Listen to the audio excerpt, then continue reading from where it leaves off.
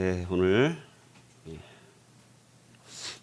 우리 사도행전 3장 말씀을 읽고 할까요? 우리 사도행전 3장 1절에서 10절을 같이 봉독하겠습니다. 자, 사도행전 3장 1절에서 10절 같이 읽겠습니다. 자, 시작. 제9시 기도 시간에 베드로와 요한이 성전에 올라갈새 나면서 못 걷게 된 이를 사람들이 메고 오니 이는 성전에 들어가는 사람들에게 구걸하기 위하여 날마다 미문이라는 성전문에 두는 자라. 그가 베드로와 요한이 성전에 들어가려 함을 보고 구걸하거늘 베드로가 요한과 더불어 주목하여 이르되 우리를 보라 하니 그가 그들에게서 무엇을 얻을까 하여 바라보거늘 베드로가 이르되 은과 금은 내게 없거니와 내게 있는 이것을 내게 주노니 나사렛 예수 그리스도의 이름으로 일어나 걸으라 하고 오른손을 잡아 일으키니 발과 발목이 곧 힘을 얻고 뛰어서서 걸으며 그들과 함께 성전으로 들어가면서 걷기도 하고 뛰기도 하며 하나님을 찬송하니 모든 백성이 그 걷는 것과 하나님을 찬송함을 보고 그가 본래 성전 미문에 앉아 구걸하던 사람인 줄 알고 그에게 일어난 일로 인하여 심히 놀랍게 여기며 놀라니라. 아멘. 자, 이제 사도행전 이제 3장부터 우리가 다시 살펴보게 됩니다. 사도행전 2장까지 우리가 살펴봤는데요. 우리 사도행전 우리 3장부터 해서 8장까지는 교회가 이렇게 진보하는 모습을 우리에게 보여주는데요. 그래서 우리 전체 우리 3장에서 8장을 보면 이제 나면서 못 걷는 이가 치유되는 이 치유 사건이 일어나고요. 그리고 나서 베드로가 이제 솔로몬의 행각에서 많은 사람들이 이 나면서 못 걷게 된 사람이 치유된 걸 보고 이제 솔로몬의 행각에 모여서 베드로가 거기서 설교를 하게 되었습니다.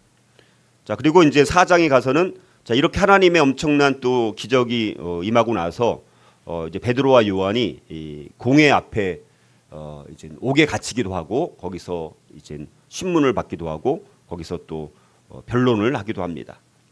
자, 그리고 5장에 가서는 성령을 속인 아나니아와 삽비라의 죽음의 사건이 나오고 또 공회 앞에 사도들이 또 서게 되어지는 내용이 5장에 나오고요. 6장은 이제 7 집사를 세우는 내용, 그리고 스데반 집사가 이제 체포되는 내용이 나오고요. 7장은 스데반 집사가 이제 유대인들 앞에서 설교를 하다가 거기서 이제 돌에 맞아 순교당하는 첫 번째 순교의 역사가 7장에 이렇게 기록되어 있고요. 8장에 가서는 빌립의 사마리아 선교 전도가 이렇게 나옵니다. 자, 이렇게 큰 이렇게 3장에서 8장 교회가 얼마큼 어떻게 진보되는가 이런 내용이 나오고요.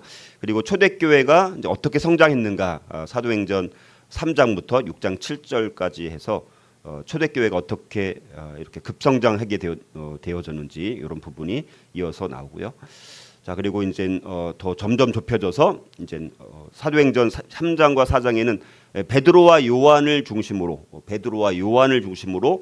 나면서 못 걷게 된 사람을 고쳐주는 사건이 나오고 그리고 이제 베드로와 요한이 이제 체포되는 장면이 4장이 또 이어지면서 또 그런 와중 속에서도 교회가 같이 기도하고 또 베드로와 요한이 석방되면서 그런 고난이 교회 가운데 핍박이 처음 임하게 되어지지만 교회는 사도행전 4장 맨 마지막에 나오는 말씀이 이렇게 나오죠.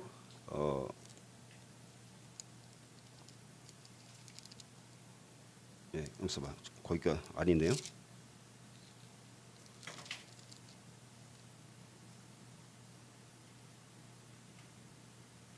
네.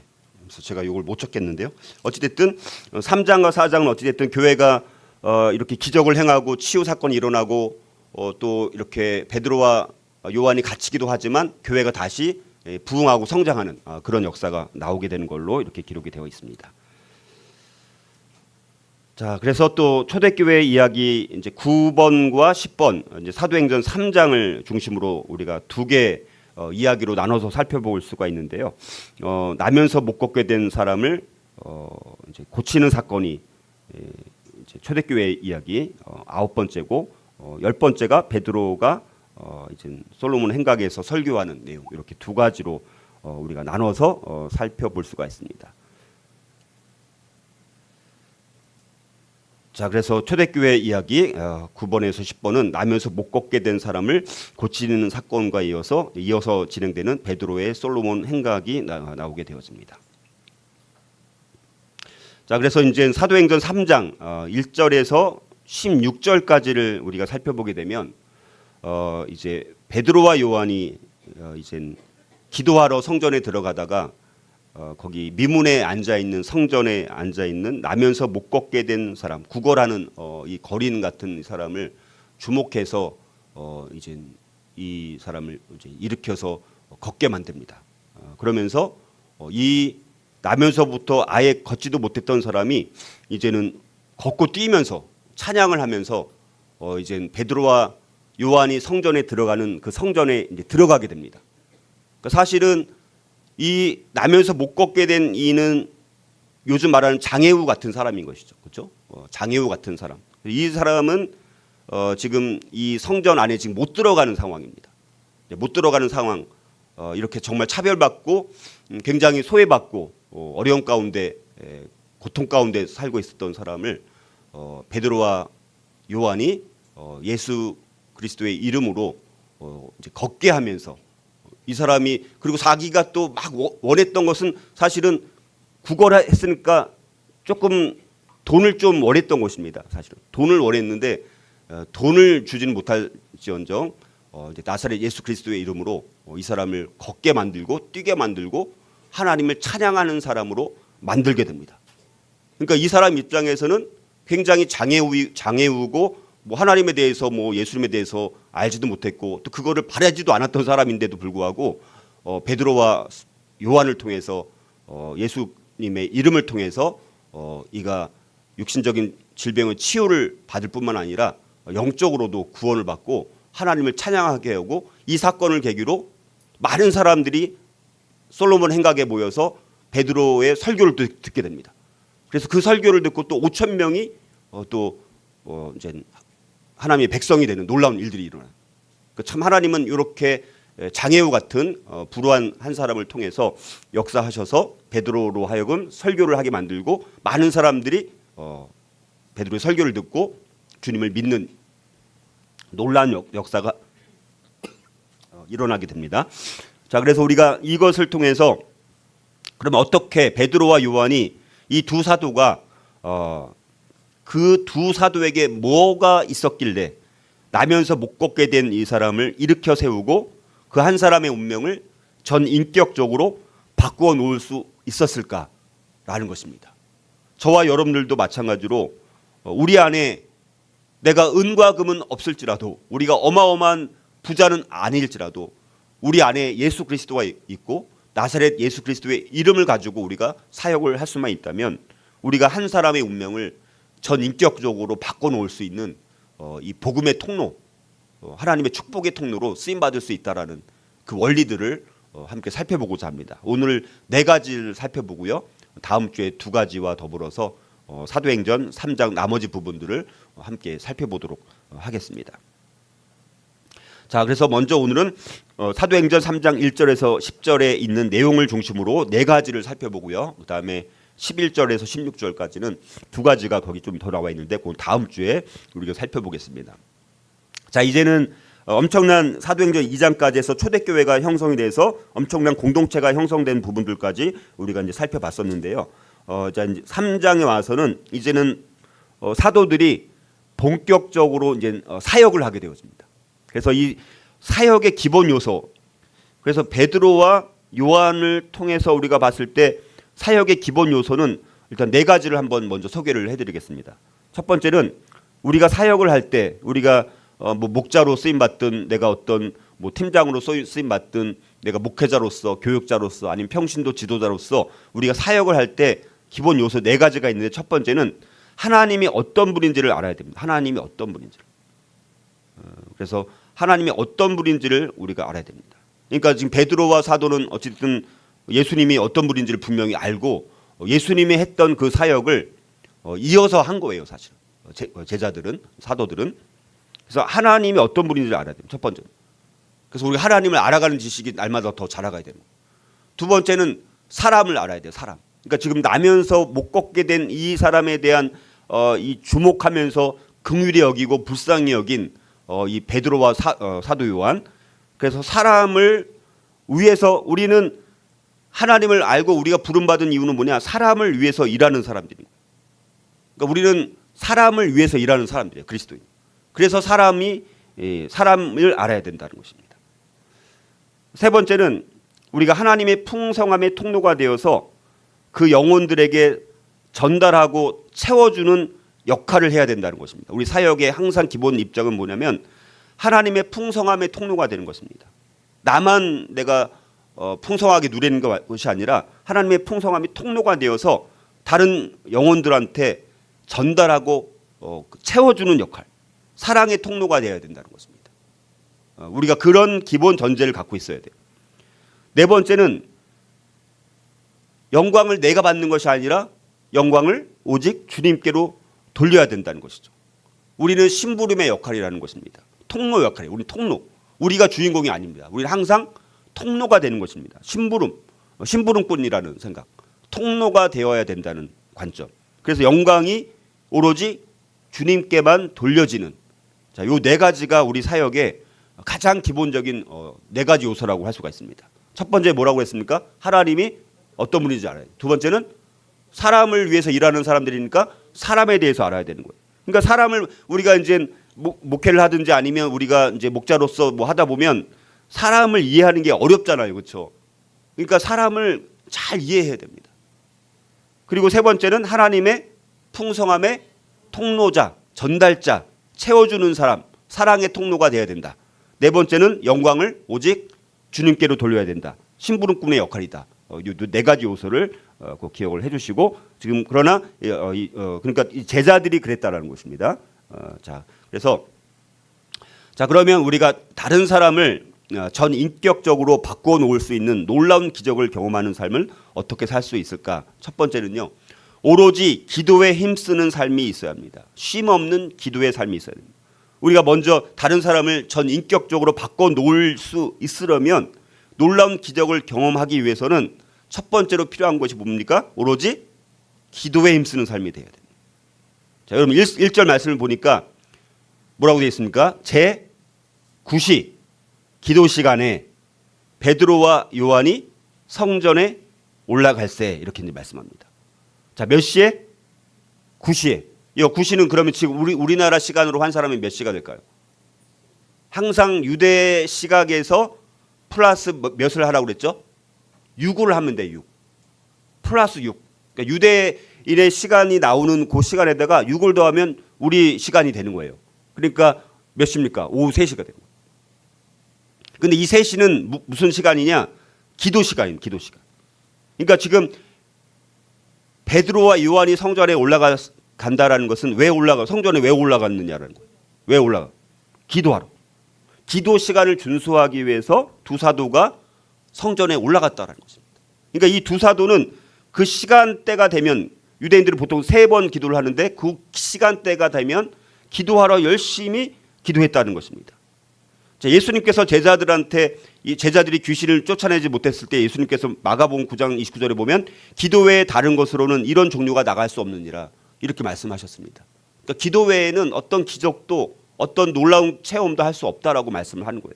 그러니까 우리가 기도해야지만 역사가 일어난다는 것입니다. 초대교회에 수많은 기적이 일어났어요. 그렇죠? 자, 물론 성령의 엄청난 권능이 임해서 기적들이 많이 일어났겠죠. 자, 그러나 초대교회에게 숱한 기적이 일어난 것은 우연이 아니라는 것입니다. 결코 우연이 아니라는 것입니다. 초대교회는 처음부터 마가 다락방에서 모였을 때부터 그들은 뭐에 힘썼습니까? 오로지 기도에 힘썼다라고 말씀합니다. 마가의 다락방에 모였을 때부터, 그리고 공동체가 형성됐을 때부터, 또 그들이 사역을 할 때부터 어찌됐든 오로지 기도에 힘썼다.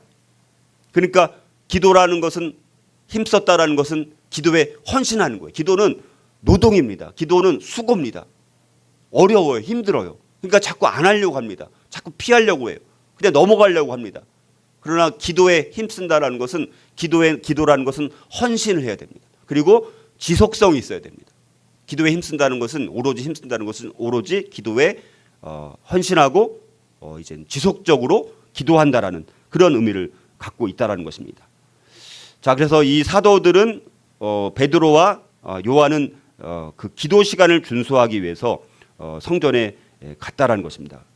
그것은 늘 베드로와 사도는 기도에 힘쓰는 사람들이었다는 것입니다. 그러니까 기도로 늘 충만하게 살았기 때문에 그런 기도에 이제 뜨거운 기도로 쉼없는 기도를 하니까 그 눈이 이제 나면서 못 걷게 된 사람을 이제 보는 눈이 달라지는 거예요. 아마 기도하지 않고 아니면 기도하는 목적이 아니라 다른 목적으로 여기 만약에 뭐 베드로와 요한이 뭐 성전에 갔다라면 나면서 못 걷게 된 이 사람이 있어도 그냥 지나쳤을 거예요. 우리 같았으면 그냥 지나쳤을지도 몰라요. 근데 기도에 힘쓰는 삶이 있었기 때문에 그 한 영혼을 이제 주님의 불쌍히 여기는 그 심정으로 바라보게 되었다라는 것입니다. 그러니까 우리가 다른 사람을 전인격적으로 바꿔놓을 수 있는 놀라운 기적을 경험하기 위해서는 첫 번째는 항상 출발점이 뭡니까? 기도라는 거예요. 기도. 그래서 오로지 기도에 힘쓰는 삶이 있어야 된다라는 것입니다. 자, 근데 여기 보면 이제 여기 성전에 이제 올라간 거예요. 여기 성전. 여기 보시면 이제 성전이 나오고 여기 또 뭐가 나오냐면 미문이라는 게 나와요. 미문. 그래서 이 미문이라는 곳이 어디고 그다음에 나중에 보면 주로 이 초대교회에서 사도들이 설교를 하거나 많은 사람들이 뭐 설교를 할 때 어디서 설교를 했어요, 대부분. 그러니까 성전에서도 모이고 집에서도 모였잖아요. 초대교회는 집에서는 가정 이제 좀 집이 좀 큰 사람들이 많이 모일 수 있는 집에서 모였고 한 곳에서는 성전에서 모였어요. 그럼 성전은 어디서 모였다는 거예요? 그게 솔로몬 행각이라는 곳에 모였습니다. 솔로몬 행각이 주로 이제 사람들 많이 이제 대중들이 모여서 뭐 가르치기도 하고 뭐 이런 장소입니다. 그래서 이제 여기 이제 미문이 어떤 곳인지를 우리가 좀 알아야 되는데 여기 보면 당시 성전은 헤롯 성전이었습니다. 헤롯 성전. 첫 번째 성전이 무슨 성전이라고 하죠? 솔로몬 성전. 두 번째는 스룹바벨 성전. 그렇죠? 그다음 세 번째가 헤롯 성전인 거예요. 이 세 가지를 꼭 기억을 해주세요. 그래서 이제 요게 이제 성전입니다. 지금 여기 지금 표시된 부분. 자, 요게 성전이고요. 그리고 여기 성전 그 안에 이제 성소가 있고 지성소가 있는 거예요. 그러니까 성전은 여기 뭐 여인의 뜰부터 해서 성소, 지성소 여기 다 포함하는 개념을 이제 성전이라고 하는 것이죠. 자, 그리고 이제 여기 보면 성전이 가운데 있고 이방인의 뜰이 있고 그다음에 그 안에 성전은 여인의 뜰부터가 이제 성전에 해당되는 거예요. 실제적인 성전. 그리고 이제 유대인의 뜰이 있고 제사장의 뜰 가운데 이렇게 있고 그 안쪽에 또 성소와 지성소가 이렇게 있는 것입니다. 그래서 이제 여기 이제 미문, 여기가 미문입니다. 여기 지금 아름다운 문이란 뜻입니다. 아름다운 문. 굉장히 높이도 높고 굉장히 멋지게 이렇게 문이 이제 되어 있었다고 합니다. 그래서 근데 이 나면서 못 걷게 된 이 사람은 이 성전에 들어갈 수 없는 사람인 거예요. 그래서 그러니까 미문에서 이제 구걸하면서 돈을 좀 거지처럼 받아내고 이런 사람이었습니다. 그리고 솔로몬 행각 여기 이제 정문 황금문에 해당되는 그 벽 안쪽에 있는 그 긴 지역을 솔로몬 행각이라고 합니다. 그러니까 이 안쪽을 말하는 거예요. 성전 이 큰 이 솔로몬 행각이라는 것은 요 안. 그러니까 아까 미문 그 성전에 들어가는 그 맞은편에 있는 긴 그 넓은 지역을 이제 솔로몬의 행각이라고 하는 것입니다. 여기가 장소가 넓기 때문에 사람들이 많이 모여서 대중적으로 뭐 가르칠 때 많은 사람들 뭐 이렇게 모아놓고 가르칠 때 그리고 이제 초대교회가 사람들이 많이 모여서 이렇게 베드로가 사도들이 설교하거나 이럴 때는 거기서 이제 많이 모일 수가 있었던 곳입니다. 자, 이렇게 세 가지 장소가 우리가 여기 사도행전 3장을 보면서 좀 이해해야 되는 부분이라고 볼 수가 있습니다. 자, 그래서 이제 두 번째로는 다른 사람을 전인격적으로 바꿔놓을 수 있는 놀라운 기적을 경험하는 삶을 어떻게 살 수 있을까? 두 번째는요, 긍휼의 마음으로 주목해야 합니다. 긍휼의 마음으로 다른 사람을 주목해야 된다는 것입니다. 자, 4절을 보니까 이제 뭐라고 말씀합니까? 4절을 보니까 베드로가 요한과 더불어 주목하여 이르되 우리를 보라. 여기 이제 2절과 3절을 다시 한번 읽어볼게요. 2절, 3절, 4절. 나면서 못 걷게 된 이를 사람들이 메고 오니 이는 성전에 들어가는 사람들에게 구걸하기 위하여 날마다 미문이라는 성전문에 두는 자라. 그가 베드로와 요한이 성전에 들어가려 함을 보고 이제 구걸하게 되는 거예요. 그러니까 베드로 요한이 성전 안으로 이제 들어가려고 하니까 그 미문 앞에서 있다가 이제 구걸을 하게 되어지는 것입니다. 그러면 우리가 이제 지금 이제 기도 시간 됐으니까 빨리 들어가야 되잖아요. 그러면 누가 지금 막 말을 걸면 신경 쓰이니까 그냥 무시하고 지나갈 수가 있잖아요. 빨리 좀 들어가야 되는 상황인데. 근데 지금 거기다가 뭐 구걸하는 사람이 뭐 한두 사람이 아닐 것 같아요. 많은 사람들이 구걸하기도 할 텐데. 자, 근데 이 베드로가 요한과 더불어서 곧바로 성전에 들어가려고 하다가 이 사람이 구걸하는 것에 이제 눈에 띄게 된 거예요. 그래서 여기서 주목해서 이르되 우리를 보라 이렇게 이제 말을 하면서 주목해서 봤다라는 것 자체가 그냥 지나칠 수도 있었던 상황인데 이 두 사도가 기도를 하기 위해서 또 기도하는 삶을 살다 보니까 지금 이제 그리고 자기는 지금 베드로와 요한은 은과 금이 없는 상황이에요. 돈도 없어요. 뭐 줄 돈도 없어요. 지금 그런 상황입니다. 자, 그러면 줄 돈도 없으니까 뭐 그냥 성전에 들어가야 될 텐데 지금 들어가려고 하다가 갑자기 그 한 영혼을 주목해서 보면서 주목해서 봤다는 것은 뭡니까? 그냥 뭐 스쳐 지나가서 보는 게 아닙니다. 주목해서 봤다라는 것은 불쌍히 여기는 마음으로 봤다는 거예요. 그 나면서부터 못 걷게 된 그 사람이 이 베드로와 요한의 마음 가운데 영혼을 불쌍히 여기는 마음이 생긴 거예요. 그래서 발을 멈추게 된 것입니다. 자, 그래서 우리도 마찬가지입니다. 우리가 다른 사람을 전 인격적으로 바꿔 놓을 수 있는 그런 삶을 살려면 다른 사람들의 마음을 주목해서 볼 수 있어야 됩니다. 근데 그 마음은 보여요, 안 보여요? 잘 안 보이잖아요. 그래서 우리에게 필요한 것은 무슨 마음이에요? 긍휼히 여기는 마음, 불쌍히 여기는 마음입니다. 이게 예수님의 마음이잖아요, 그렇죠? 예수님의 마음이 사람들의 영혼의 심령 가운데 겉으로는 보이지 않지만 긍휼의 마음으로, 자비심의 마음으로, 불쌍히 여기는 마음으로, 목자의 심정으로 바라보면 그게 보인다는 것입니다. 보이게 해주시는 거예요. 근데 전제가 아까 이제 기도하는 삶이 있고, 그러면 우리가 이런 자비심과 긍휼히 여기는 마음이 우리 가운데 있어야 된다는 것입니다. 이사야 58장 7절에 보면 또 줄인 자에게 내 양식을 나누어 주며 유리하는 빈민을 집에 들이며 헐벗은 자를 보면 입히며 또 내 골육을 피하여 스스로 숨지 아니하는 것이 아니겠느냐, 이렇게 말씀을 한다라는 것입니다. 자, 그래서 베드로도 나중에 베드로전서 4장 8절을 보니까 무엇보다도 뜨겁게 서로 사랑할지니 사랑은 허다한 죄를 덮느니라, 이렇게 말씀합니다. 여러분들 신약에 보면 여기 기적이 많이 나타납니다. 초대교회 때 많은 기적이 일어납니다. 자, 그런 기적들이 나타나는 의미 중에 하나는 뭐냐면 그게 하나님의 사랑입니다. 여기 이 한 영혼을 고치신 것은 기적이 일어난 거잖아요. 이적이 지금 일어난 것입니다. 이게 하나님의 사랑을 기적으로 표현한 것입니다. 그런데 그 기적이 일어나는 데 있어서 가장 중요한 동기가 되는 게 뭐냐, 원인이 되는 게 뭐냐, 바로 불쌍히 여기는 마음. 그거는 사랑의 마음이라고 볼 수도 있습니다. 우리가 사랑의 마음, 불쌍히 여기는 마음, 이것이 기적을 행하게 하는 것이고, 그 기적을 행했을 때 그것은 그 사람을 향한 하나님의 사랑이 나타난 거예요.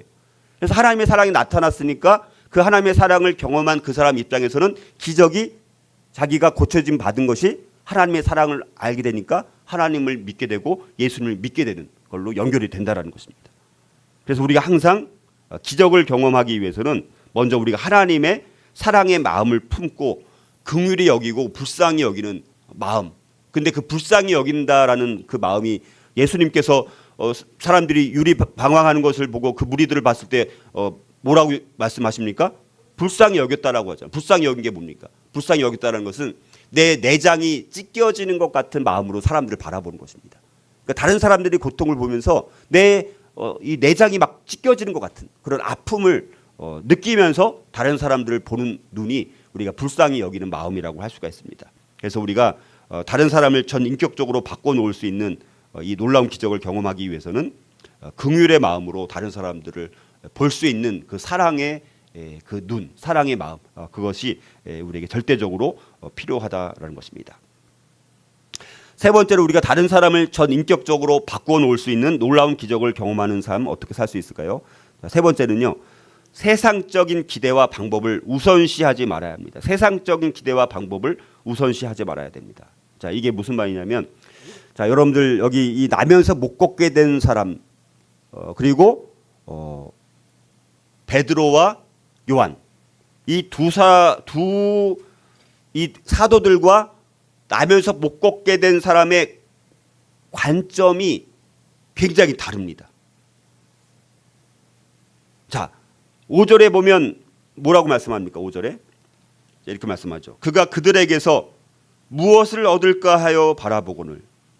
자, 여러분들 베드로와 요한은 이 사람을 긍휼히 여기는 마음으로, 불쌍히 여기는 마음으로 주목해서 그 사람을 본 거예요. 본다라는 것이. 근데 지금 이 나면서 못 걷게 된 사람은 베드로와 요한을 어떤 마음으로 봤습니까? 무엇을 얻을까 하여 바라봤다라는 거예요. 무엇을 얻을까? 지금 구걸하는 사람 입장이니까 뭐 동전이라도 좀 한 푼 떨어뜨려 주기를 바라는 마음으로 바라본 거잖아요. 그렇죠? 그리고 심지어 6절에 보면 일어나 걸으라고 했을 때 그때조차도 어쩌면 이 나면서 못 걷게 된 사람은 그냥 거기 예수님에 대해서 어쩌면 큰 관심을 갖지 않았을지도 몰라요. 자, 그래서 여러분들 사람들은 기대하는 것이 뭡니까? 돈만 있으면 뭐든지 다 할 수 있다라고 생각해요. 만모니즘이라고 하죠. 만모니즘. 돈이 신인 거예요. 돈이 신이 되는 세상 아닙니까? 자, 그런데 이 나면서 못 걷게 된 사람은 지금 여기서 돈으로도 일으킬 수 없는 상황입니다. 사실 은이나 금으로 고칠 수도 없는 것입니다. 자, 이거는 오로지 그래서 예수 그리스도의 권능의 이름의 능력에 의해서만 고칠 수 있는 그런 사람이었다라는 것이죠. 그런데 여전히 사람들은 세상적인 기대와 방법을 우선시할 수 있다는 것이죠. 그래서 우리도 이제 이런 세상적인 기대와 방법을 우선시하지 말아야 된다라는 것을 우리가 한번 생각을 해봐야 되고요. 자, 네 번째는요. 다른 사람을 전인격적으로 바꿔놓을 수 있는 놀라운 기적을 경험하는 삶을 어떻게 살아야 되느냐. 네 번째는요. 나사렛 예수 그리스도의 이름으로 치유를 선포해야 됩니다. 은과 금은 없다라고 베드로 사도는 고백을 하면서 내게 있는 이것을 내게 주노니 곧 나사렛 예수 그리스도의 이름으로 일어나 걸으라라고 말을 했다라는 것입니다. 그래서 우리가 항상 기도할 때 치유를 위해서 기도할 때 항상 뭐라고 기도합니까? 나사렛 예수 그리스도의 이름으로 명하노니 우리가 뭐 일어나 걸으라 아니면 뭐 치유될지어다 우리가 그렇게 기도하는 것 아닙니까? 예수 그리스도의 이름의 권능에 따라서 기도한다라는 것입니다. 자, 그런데 우리가 단지 예수 그리스도의 이름으로만 기도하면 되는 것은 아닙니다. 요한복음 15장 5절에 보면 나는 포도나무요 너희는 가지니 그가 내 안에 내가 그 안에 거하면 사람이 열매를 많이 맺나니 나를 떠나서는 너희가 아무것도 할 수 없음이라 이렇게 말씀합니다. 예수 이름으로 기도하는 거 그것도 중요합니다. 그러나 우리가 예수 안에 거할 때 예수 안에 거하면서 예수 그리스도의 이름으로 기도할 때 그때 우리가 능력이 행해질 수 있다는 것입니다. 우리가 철저하게 예수 그리스도 안에 내가 있다라면 내게 능력 주신 자 안에서 내가 모든 것을 할 수 있느니라라는 말씀처럼 예수 그리스도 안에 있을 때 예수님께 붙어 있을 때 그리고 정말 강력하게 붙어 있어 갖고 예수님으로부터 지금 엄청난 풍성한 하나님의 영적인 공급을 받고 있는 그런 상황 속에서 기도와 말씀 가운데 그리고 우리가 정말 불쌍히 여기는 마음 정말 내 내장이 찢겨지는 그런 고통을 느끼는 마음으로 다른 사람들 바라보면서 그런 심령이 필요한 것이죠. 그런 심령을 내가 정말 내 심장, 내 내장들이 찢겨지는 것 같은 아픈 마음으로 고통스럽게 그 사람을 불쌍히 여기면서 예수 그리스도의 나사렛 예수 그리스도의 이름으로 우리가 일어나 걸으라 할 때 하나님의 역사가 일어날 수 있다는 것입니다. 그러니까 말이 그렇지 쉬운 것은 아니에요. 그러니까 한 사람을 전 인격적으로 이렇게 바꿔놓을 수 있는 놀라운 기적을 경험하려면 우리가 예수님께 철저하게 붙어 있어서 영적인 공급을 풍성하게 받고 있는 상황에서 또 한 사람을 볼 때 정말 내 내장이 찢겨지는 것 같은 정말 긍휼의 마음과 자비의 마음과 정말 불쌍히 여기는 마음으로 바라보면서 그때 정말 나사렛 예수 그리스도의 이름으로 우리가 이제 기도하게 될 때 그때 하나님의 능력이 나타난다라는 것을 우리가 이것을 통해서 우리가 알 수가 있습니다.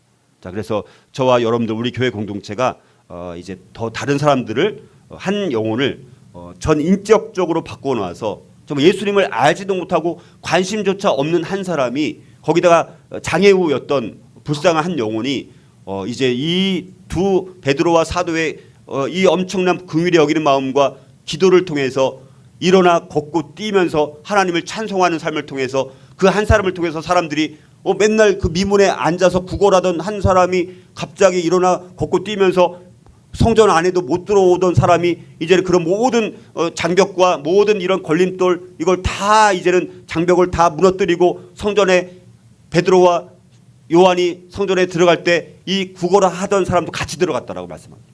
같이 들어가라. 놀라운 회복의 역사가 일어났다는 것이죠.